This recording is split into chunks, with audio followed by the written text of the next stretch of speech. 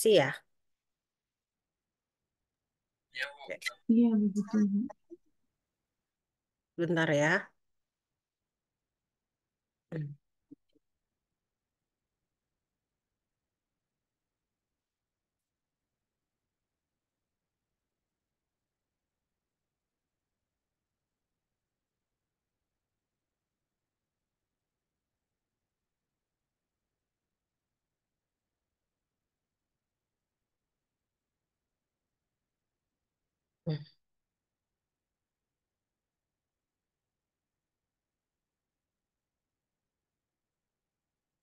Hmm. Oke, hari ini Swamedikasi di tahun ajaran ini saya sama dengan Pak Arifin dan Bu Aisyah ya. Bu Aisyah sebagai tim dosen untuk mata kuliah Swamedikasi.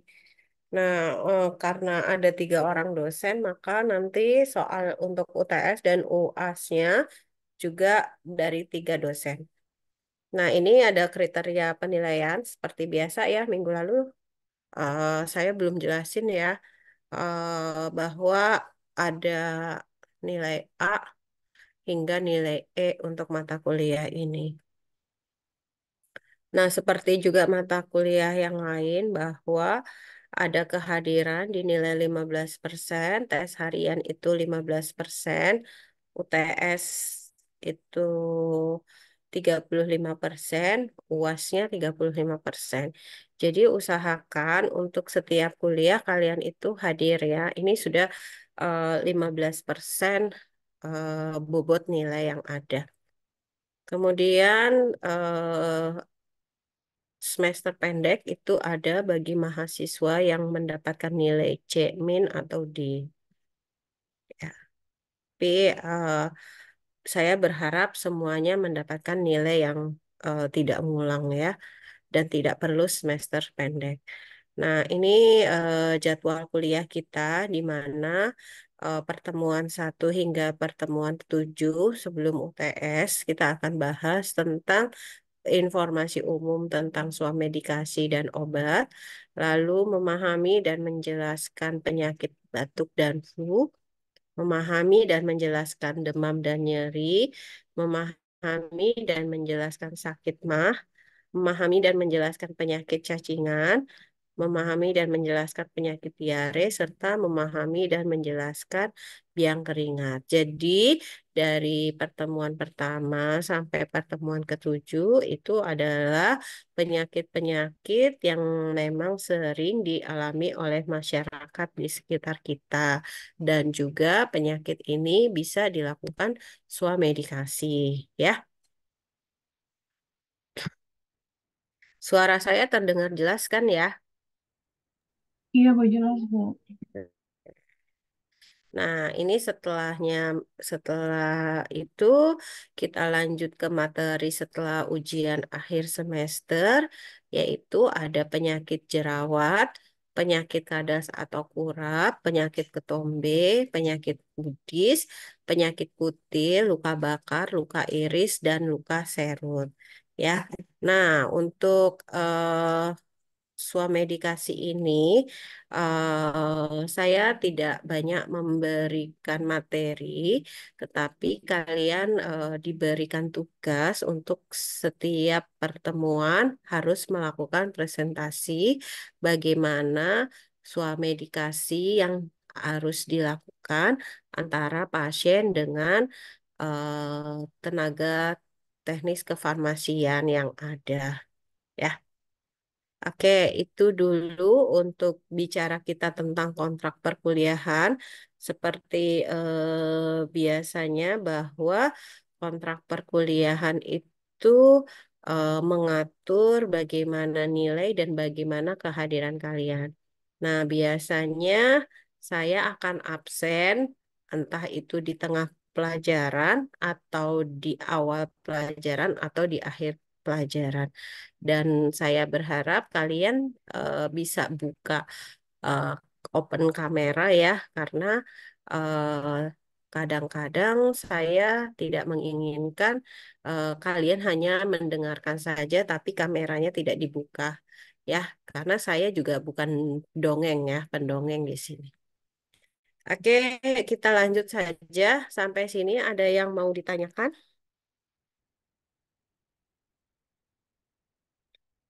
Ada yang mau ditanyakan? Belum ada, Bu. Ya, kita lanjut ya. Oke, jadi suami medikasi itu dikatakan sebagai pelayanan obat tanpa resep ya, di mana suatu tindakan self care di mana masyarakat datang ke apotik untuk membeli obat karena mengalami gejala penyakit yang ringan dan bisa diobati dengan menggunakan obat-obat OTC dan obat-obat OA. Obat OTC ada yang belum tahu. Obat OA ada yang belum tahu. Obat OTC itu apa? Lulu Ilmahnun.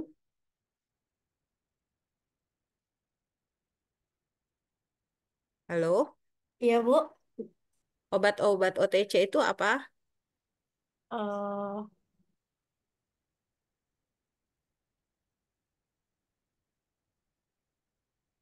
Obat yang nggak dipajang di luar ya, Bu. Dia tersimpan di dalam apotik. Oke, ada yang lain? Muhammad Romli.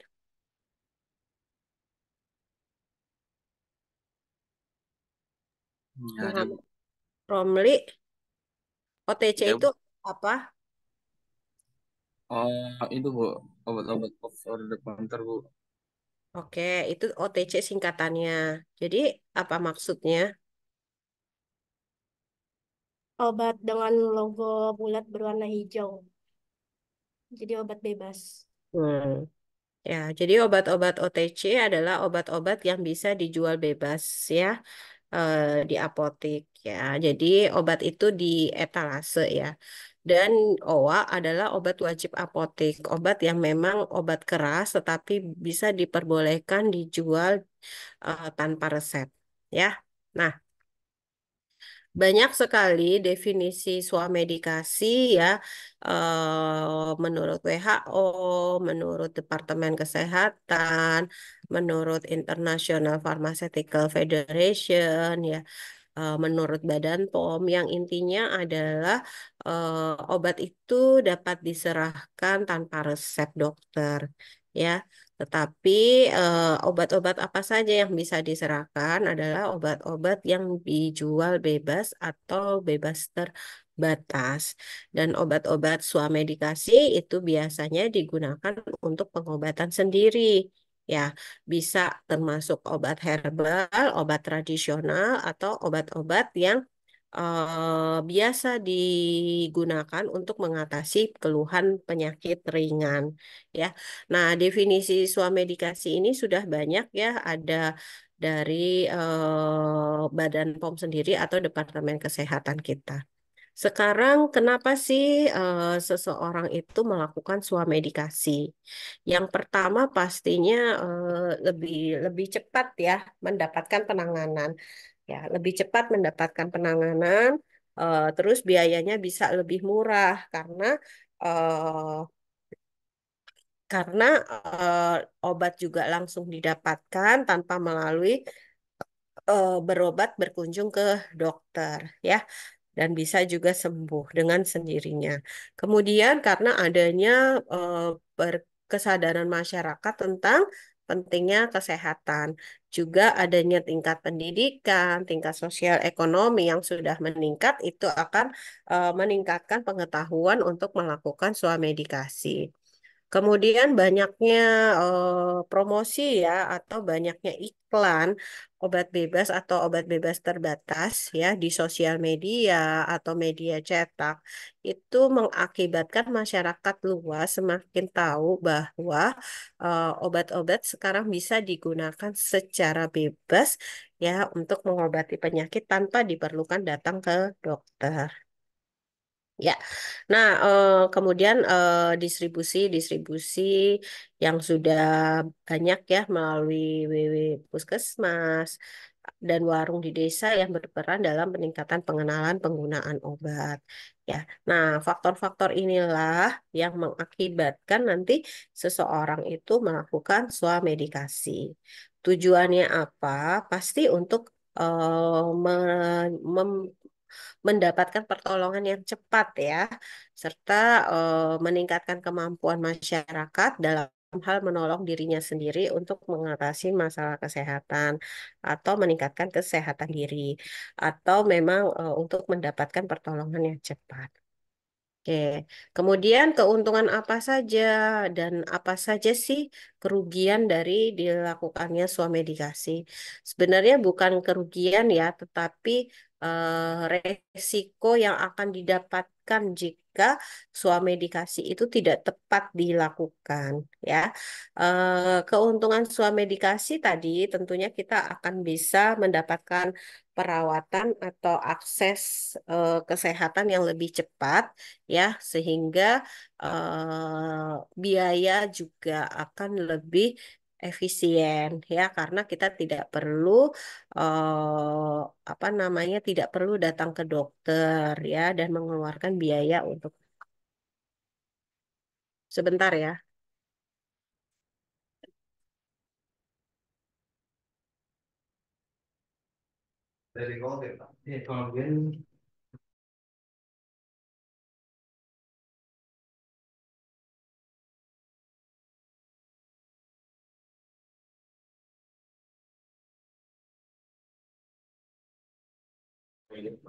Nah, kemudian resiko-resiko apa saja yang berpotensial ya. Jadi tidak hanya keuntungan tetapi juga resiko potensial. Misalnya ternyata salah nih mendiagnosa kemudian salah pula mendapatkan obatnya ya. Nah, kemudian bisa terjadi keterlambatan di dalam penanganan medis, kemudian adanya reaksi yang merugikan atau efek samping, cara pemberian yang salah atau dosis yang salah, pemilihan terapi yang salah, kemudian menutupi penyakit yang parah ya karena adanya tidak mau berobat ke dokter, jadi penyakit yang sebenarnya itu tidak terketahuan ya dan sehingga eh, risiko ketergantungan dan penyalahgunaan obat, ya. Nah, ini resiko-resiko potensial dan keuntungan-keuntungan dilakukan swamedikasi.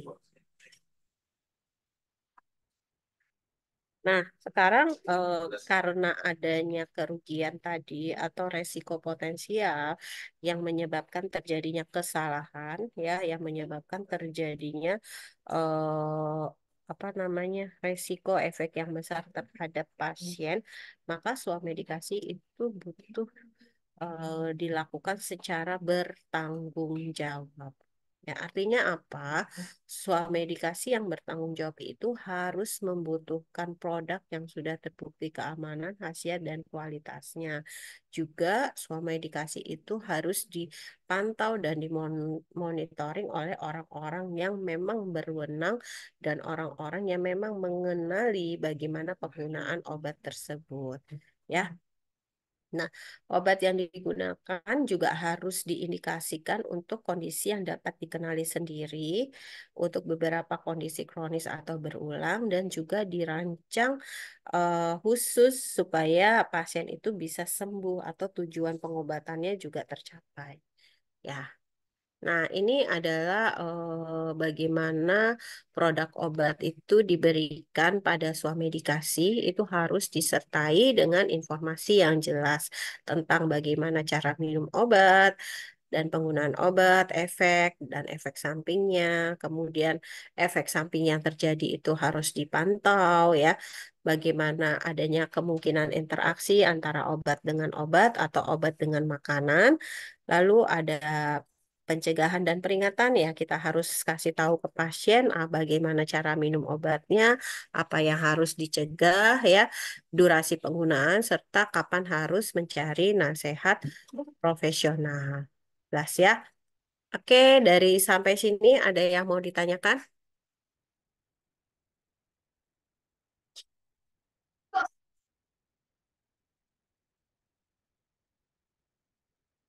Kita break dulu. Kalau misalnya ada pertanyaan, silakan.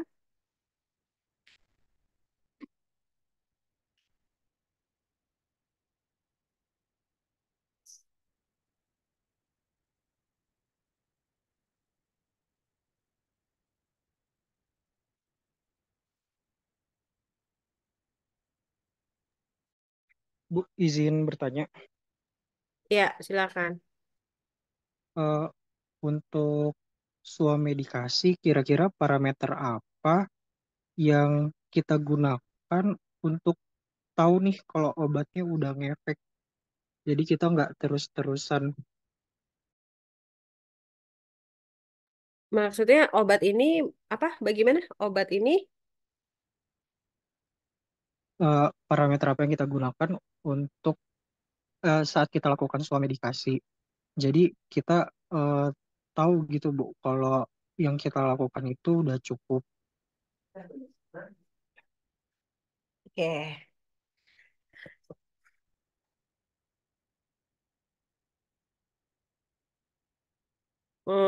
Saya selesaikan dahulu ya. Nanti mungkin jawabannya akan ada di slide selanjutnya. Baik Bu. Nah, kita lanjutkan dulu. Oke.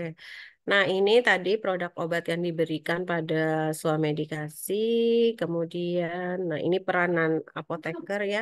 Nah, sebenarnya baik D3 ataupun S1 ataupun apoteker, pokoknya semua yang terkait dengan farmasi itu bisa memberikan informasi atau eh, memberikan bagaimana cara penggunaan obat yang benar ya.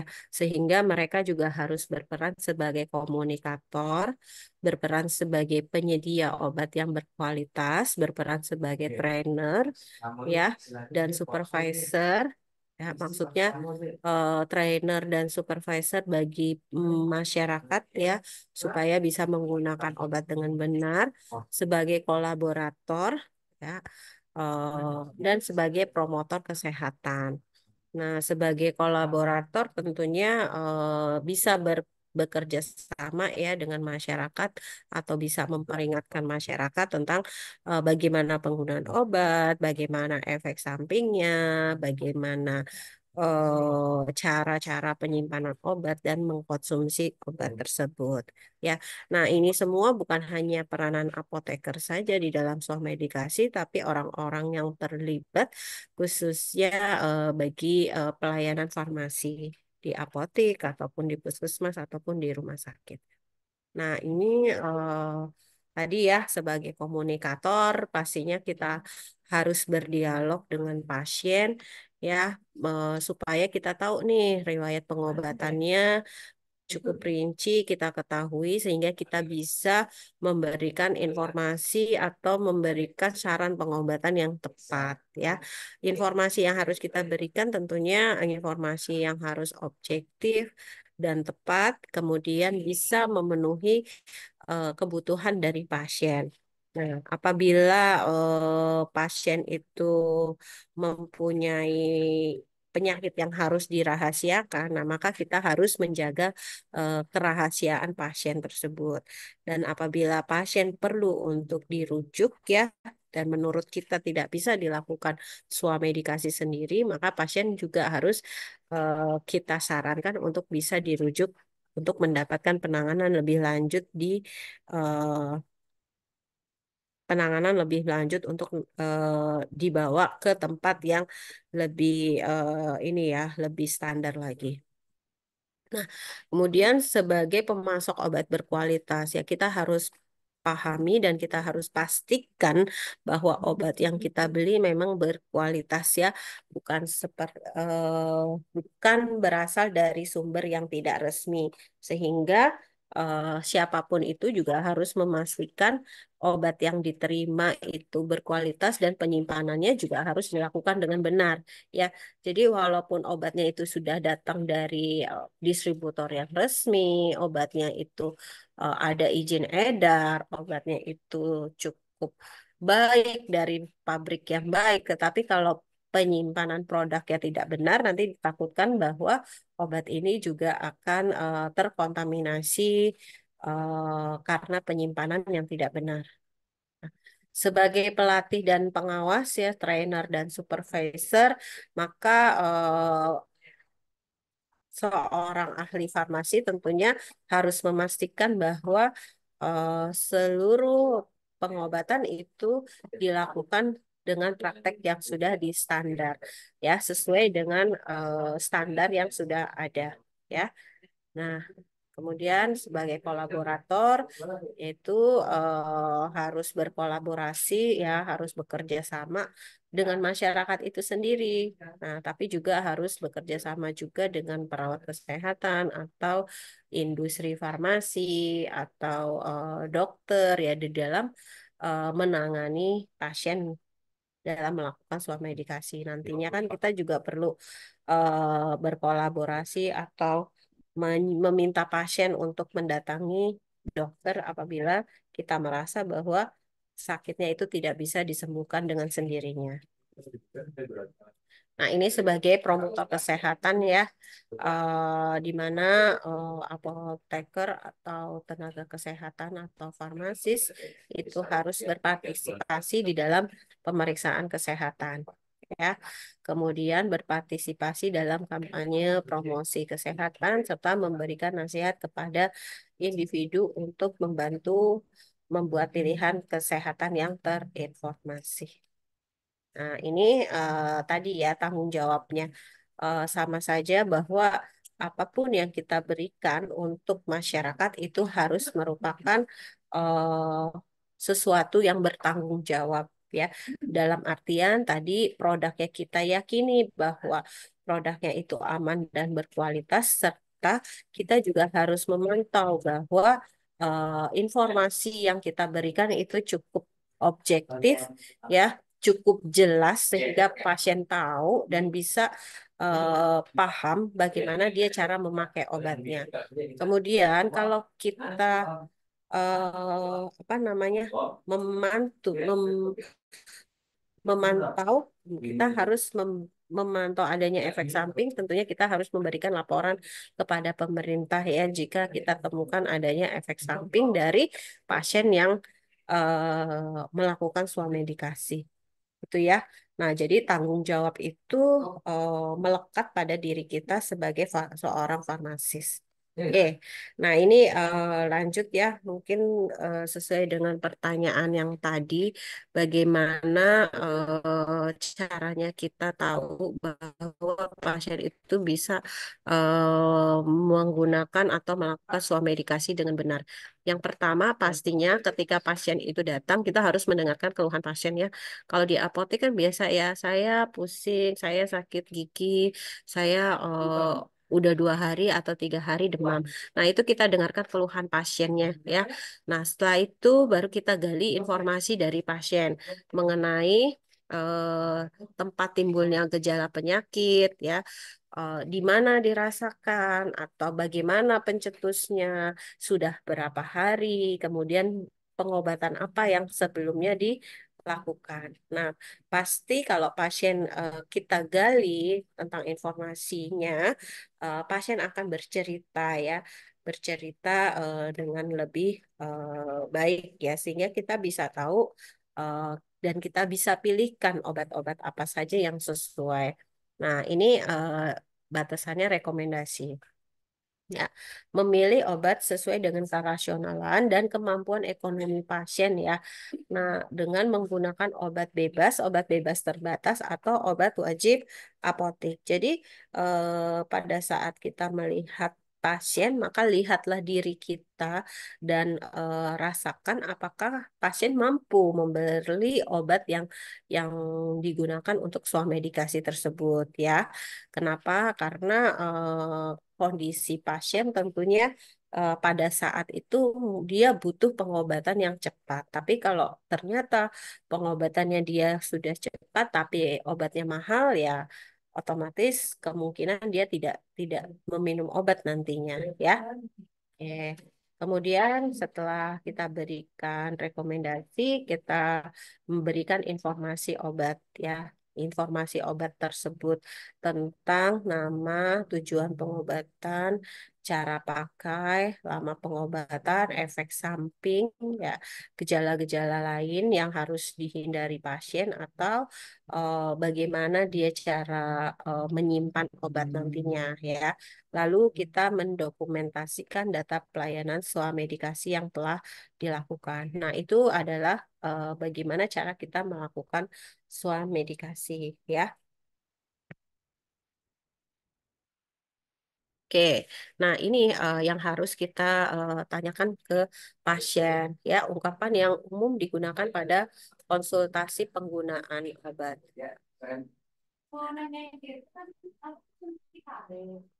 Oke, yang pertama adalah pada siapa obat itu digunakan, ya, WWHAM, ya.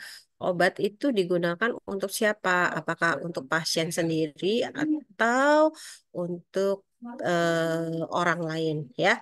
Kemudian tanyakan bagaimana gejalanya, kemudian berapa lama gejala itu timbul, kemudian tindakan yang sudah diambil atau pengobatan yang sudah dilakukan. Nah, ini ungkapan yang kita harus tanyakan dahulu nih pada saat kita melakukan konsultasi atau swamedikasi, ya.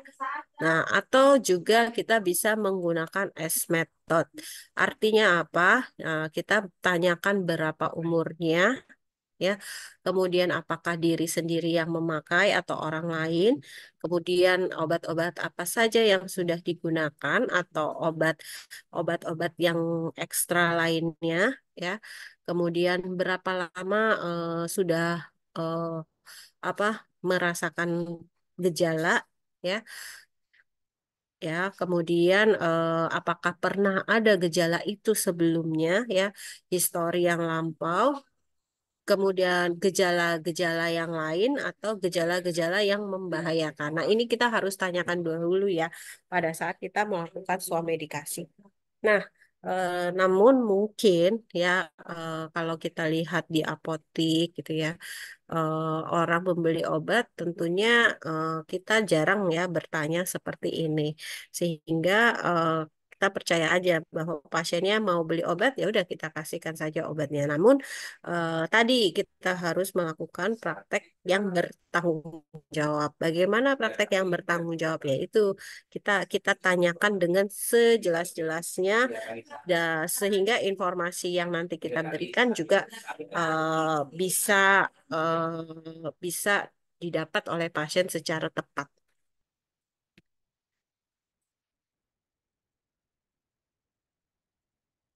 Oke.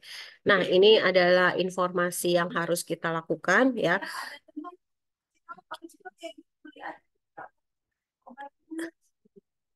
Ya, kita harus memberikan informasi tentang nama obat, khasiat obat, kontraindikasi, lalu efek samping, dan cara mengatasinya, ya, cara pemakaian, dosis, dan waktu pemakaian. Kemudian hal-hal yang harus diperhatikan sewaktu minum obat, hal yang harus dilakukan jika lupa memakai obat, cara penyimpanan obat, cara memperlakukan obat yang sudah sisa, dan cara membedakan obat yang masih baik atau sudah rusak. Nah, pada dasarnya nanti lebih ditekankan pada informasi farmakoterapi yang disesuaikan dengan kebutuhan serta pertanyaan pasien. Nah, ini apa kita, ya, panduan kita pada saat kita memberikan informasi obat, ya, pada saat dilakukan swamedikasi. Bentar, ya.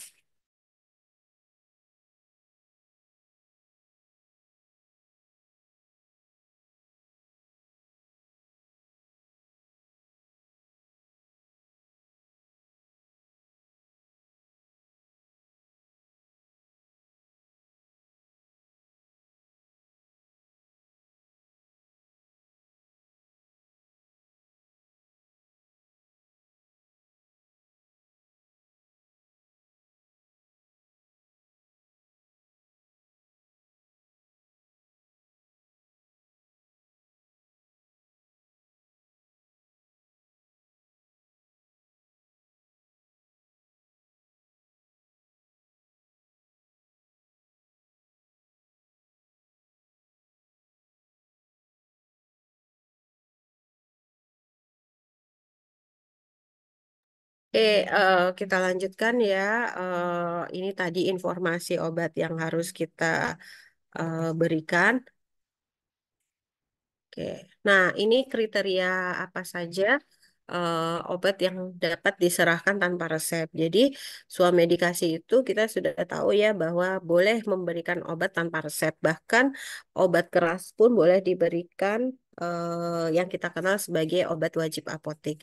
Yang pertama adalah kok tidak dikontraindikasikan untuk penggunaan pada wanita hamil, anak di bawah usia 2 tahun, dan orang tua di atas 65 tahun.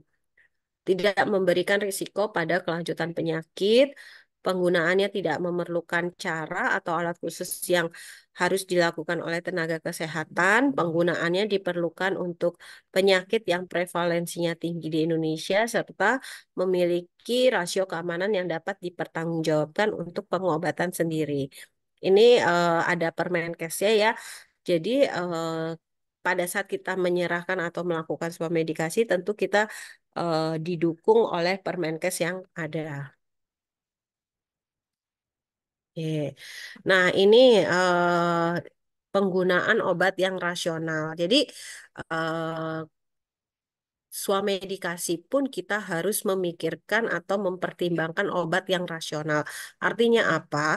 Dia harus tepat dosis, tepat indikasi penyakit, tepat pemilihan obat, tepat interval waktu pemberian, dan tepat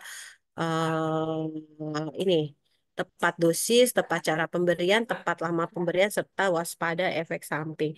Nah, kedelapan ini merupakan kriteria obat rasional ya, yang harus kita perhatikan. Paling sedikit 5, tapi paling banyak boleh 8. Ya, artinya apa? Pada saat kita menyatakan bahwa dosisnya tepat, maka obat tersebut harus diberikan dengan diagnosis yang tepat. Jika diagnosisnya tidak ditegakkan dengan benar, maka obat itu akan mengacu pada diagnosis yang keliru, sehingga obatnya tidak sesuai dengan indikasi yang seharusnya. Ya. Kemudian indikasi penyakit. Nah, contohnya apa? Pada saat pemberian antibiotik, ya kan? Nah, pemberian antibiotik tentunya untuk eh, penyakit infeksi. Nah, kita harus tahu dulu infeksinya infeksi seperti apa. Apakah infeksi yang disebabkan oleh bakteri atau infeksi yang disebabkan oleh virus, ya. Nah, kalau misalnya kita tahu infeksinya oleh bakteri, nah kita akan lihat lagi bakteri tentu ada yang gram positif dan ada yang gram negatif. Maka kita harus berhati-hati untuk tepat indikasi penyakit ini. Lalu tepat pemilihan obat. Nah, tepat pemilihan obat kalau dua hal ini sudah kita bisa tegakkan, maka tentunya pemilihan obatnya juga tepat. Tetapi juga harus dilihat bahwa obat itu juga memiliki efek terapi atau efek samping ya. Tentunya efek samping itu juga kita harus pantau. Kemudian tepat interval waktu pemberian. Nah, waktu pemberian ini kita pastikan ya kalau obatnya itu diminum 4 kali sehari, maka memang harus diminum setiap 6 jam. Gimana kalau misalnya waktu jam tidur gitu kan? Nah, ya memang seperti itu diperhatikan waktu minum obatnya karena obat itu juga terkait dengan namanya kadar obat di dalam darah ya. Maka tepat interval waktu pemberian ini juga menjadi satu perhatian yang penting untuk kita berikan informasi kepada pasien. Kemudian tepat dosis. Nah, tepat dosis yang terlalu kecil nantinya tidak akan menjamin tercapainya kadar terapi. Maka dosisnya juga harus tepat. Tidak boleh terlalu berlebihan dan tidak boleh dosis yang rendah ya. Semuanya ada di dalam rentang dosis lazim. Ya. Lalu tepat cara pemberian. Nah, cara pemberian untuk obat-obat yang khusus, misalnya antasida harus dikunyah dulu baru ditelan. Ya. Antibiotik tidak boleh dicampur dengan susu, misalnya ya. Kemudian kalau minum minum obat tidak boleh menggunakan air teh, misalnya, atau menggunakan jus buah, tapi dengan menggunakan air putih ya. Lalu tepat atau lama cara pemberian. Nah, ini cara pemberian obat dibuat sesederhana mungkin dan praktis agar mudah ditaati oleh pasien. Makin sering frekuensi pemberian obat itu maka semakin rendah tingkat ketaatan pasien minum obat ya. Karena pasiennya jadi bosen ya, bisa 3 kali sehari, bisa 5 kali sehari untuk minum obat. Nah, terakhir adalah efek samping yang harus kita waspadai karena bagaimanapun juga obat itu merupakan bahan kimia ya. Bahan kimia tentunya pasti punya efek samping. Oke, ini adalah penggolongan obat. Jadi, obat-obat apa saja yang bisa diberikan tadi adalah obat bebas terbatas, dan obat keras ya. Nah, artinya apa? Obat bebas adalah obat yang dijual bebas di pasaran, dapat dibeli tanpa resep dokter, memiliki tanda warna yang khusus ya, misalnya lingkaran warna hijau. Nah, obat bebas terbatas itu dijual bebas, dapat dibeli tanpa resep dokter, tapi punya tanda-tanda peringatan. Artinya apa? Tanda-tanda peringatan ini menjadi petunjuk bagi si pemakainya ya, bagi pasien. Contoh, obat bebas terbatas ada peringatan satu yaitu awas obat keras, bacalah aturan pemakaiannya ya. Ada peringatan nomor 2, awas obat keras hanya untuk umur, jangan ditelan. Nah, ini adalah peringatan-peringatan yang kita nantinya bisa dapatkan ya pada saat kita melihat obat-obat bebas terbatas. Peringatan nomor 3 itu hanya untuk bagian luar dari badan. Peringatan 4 itu awas obat keras hanya untuk dibakar. Itu ya. Nah, ini sampai 6. Oke, jadi peringatan-peringatan ini kalian boleh boleh apa namanya boleh pahami atau boleh kalian hafal atau boleh kalian lihat ya bahwa ternyata ada peringatan nomor 1 sampai peringatan nomor 6. Oke, kemudian lanjut ke penggolongan obat ya. Nah, obat keras tadi kan sebenarnya obat keras itu obat yang hanya dapat diperoleh dengan resep dokter ya. Nah, tetapi obat keras ini boleh diberikan ya tanpa resep apabila masuk ke dalam obat wajib apotik. Nah, ya. Nah, obat keras itu logonya adalah warna apa namanya? Lingkaran berwarna merah dengan huruf K warna hitam yang berada di tengah-tengah. Kemudian nanti diberikan kemasannya, diberikan tulisan harus dengan resep dokter. Ya, mungkin kalian udah tahu ya penggolongan obat, ada obat apa saja yang termasuk dalam obat keras. Ini contohnya antibiotik, sediaan analgetik, obat anti hipertensi, dan yang lain-lain ya. Ini ada tanda obat-obat keras. Ya. Oke, jadi kesimpulannya obat yang dapat diberikan untuk swamedikasi adalah obat bebas terbatas, obat wajib apotik, dan suplemen makanan. Ya. Nah, ini obat wajib apotik, contohnya asam mefenamat, hidrokortison, dan obat KB. Nah, ini tidak sembarangan juga bisa diberikan ya. Misalnya asam mefenamat hanya 10 tablet, hidrokortison 1 tube, obat KB itu 28 hari. Nah, apa saja ketentuan obat wajib apotik? Yaitu wajib melakukan pencatatan yang benar tentang data pasien, harus memenuhi ketentuan jenis dan jumlah yang diberikan, serta wajib memberikan informasi yang benar. Jadi ini ya ketentuannya bahwa harus 10 tablet untuk asam mefenamat. Itu banyak lagi ya. Kalau kalian lihat di daftar obat wajib apotik, pasti ada berapa jumlah obat yang harus diberikan.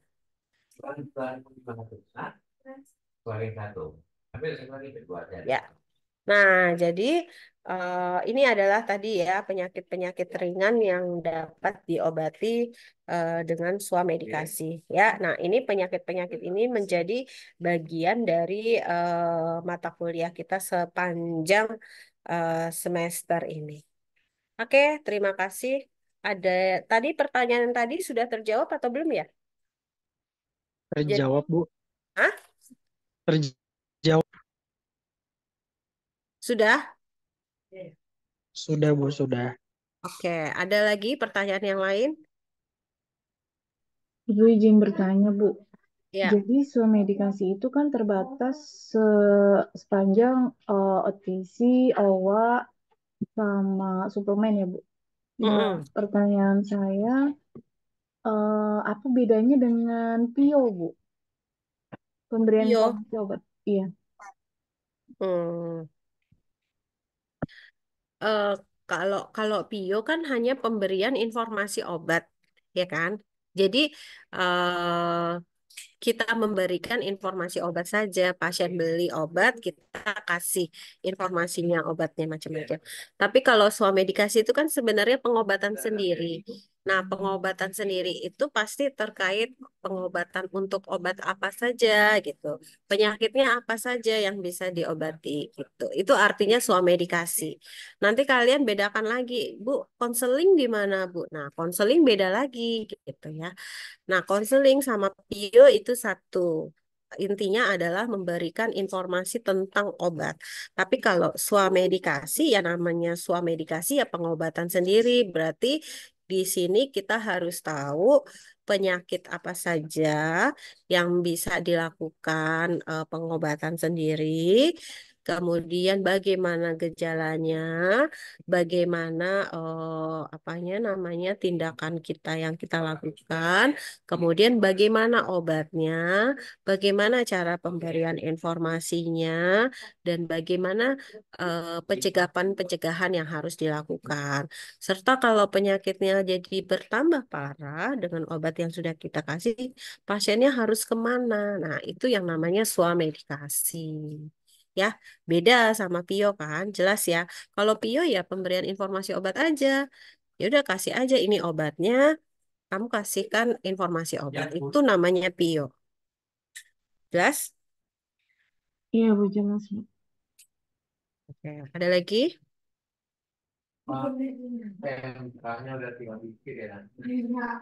Oke, kalau tidak ada, saya mau absen terlebih dahulu ya.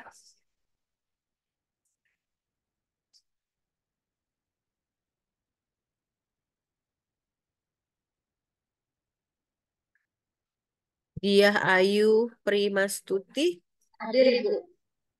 Anita, Hadir, Bu.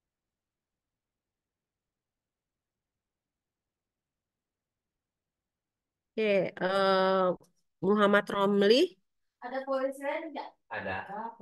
Muhammad Romli, Yulita,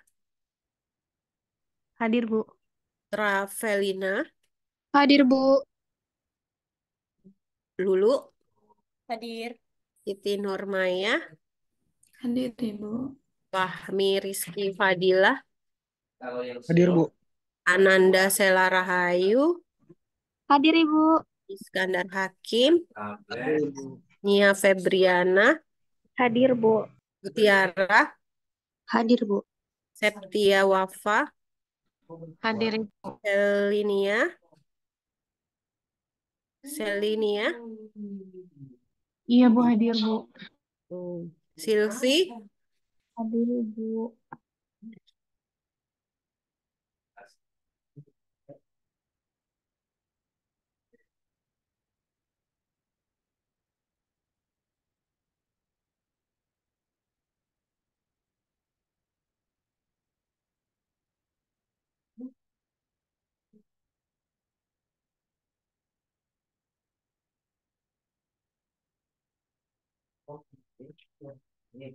udah.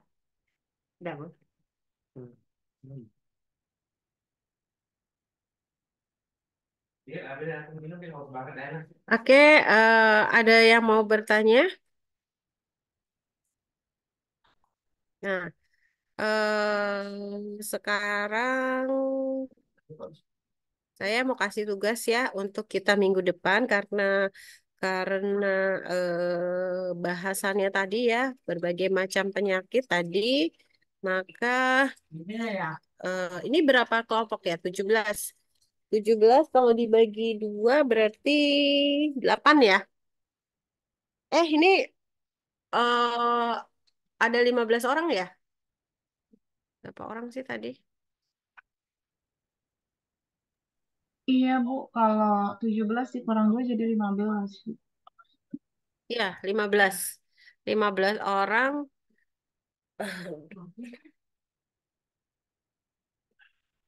Oke. Berarti dua-dua orang ya.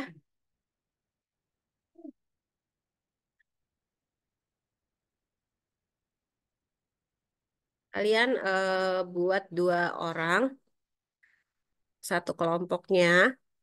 Jadi eh,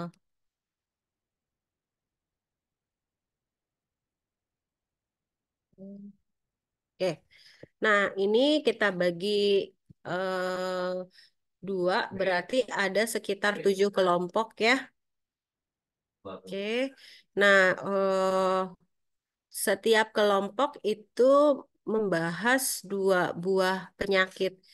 Jadi, misal kan ada kelompok satu itu obat batuk dan flu dan demam dan nyeri. Jadi, satu kelompok ada dua penyakit ya. Nah, sehingga kan ada kelompoknya 7, jadi masing-masing kelompok silakan pilih ya penyakit yang berbeda-beda. Jelas? Nggak boleh sama. Jadi, misalnya kelompok satu batuk dan flu serta jerawat.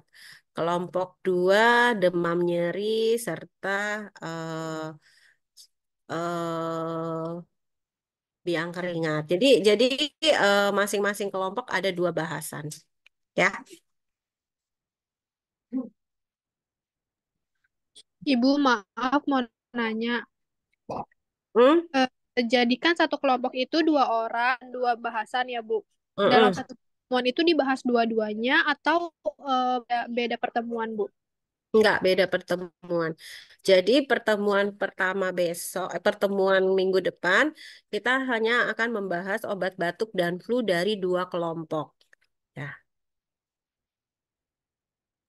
Oh, jadi satu pembahasan itu bisa ada dua kelompok gitu ya, Bu? Jadi bebas Mm-mm. pilih apa aja. Iya, boleh. Oh, baik, Bu.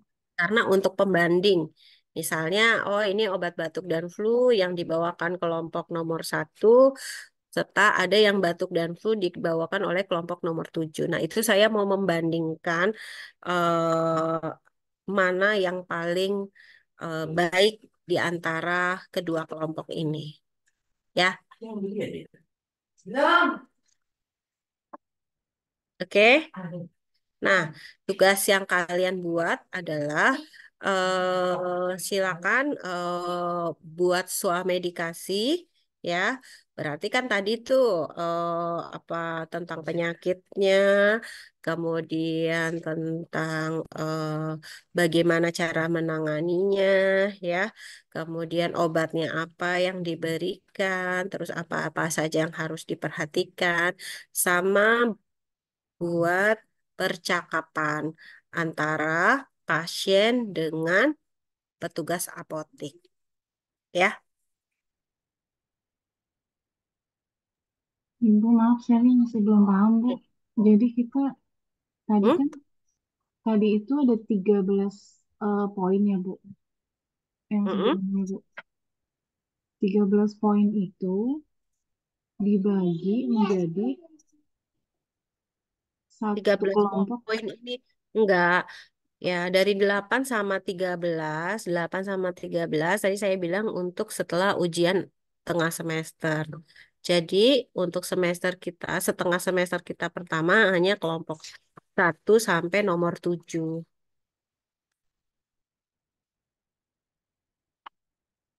Ya, untuk 8, 9, 10, 11, 12 nanti setelah kita ujian tengah semester. Iya, Bu, baik, Bu. Ya. Ih, mau nanya lagi, Bu. Hmm. Untuk yang pembandingnya maksudnya gimana, Bu? Kan kelompok satu kan udah 2 orang. Terus harus ada kelompok satu lagi buat bawain materi yang sama juga. Iya, betul.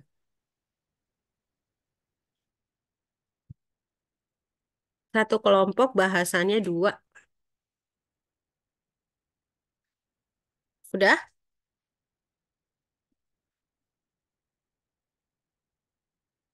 Udah? Ada lagi? Jadi besok. Maksudnya itu batuk dan flu dibahas sama dua kelompok kali gitu ya, Bu? Iya, betul. Jadi tiap kali pertemuan ada presentasi dua kelompok, tapi bahasannya sama. Paham? Iya, Bu, paham, Bu. Oke. Ya, ini satu minggu ada satu materi ya. Ini jadi tiap minggu ada satu materi ya dari dua kelompok yang dipresentasikan. Oke ya. Oke, nah materinya ada PPT dan Word itu di-share melalui email paling telat 2 hari sebelum jadwal kelas dimulai. Ya. Oke, jadi kalian boleh pilih nih ya. eh, Minggu ini membahas tentang batuk dan flu itu kelompok berapa saja. Ya, karena tugasnya itu harus di-share 2 hari sebelum jadwal kelas. Ya, nah peserta jadwal presentasi itu wajib hadir dan standby pada saat presentasi. Udah?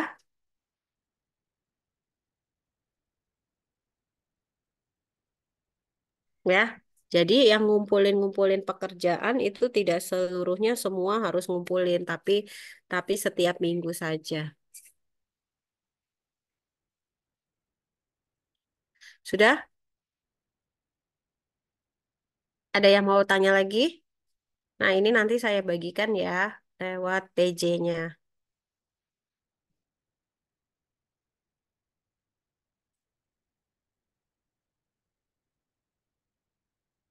Ada yang mau ditanyakan?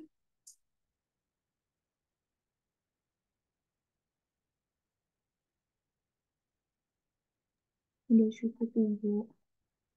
Ya.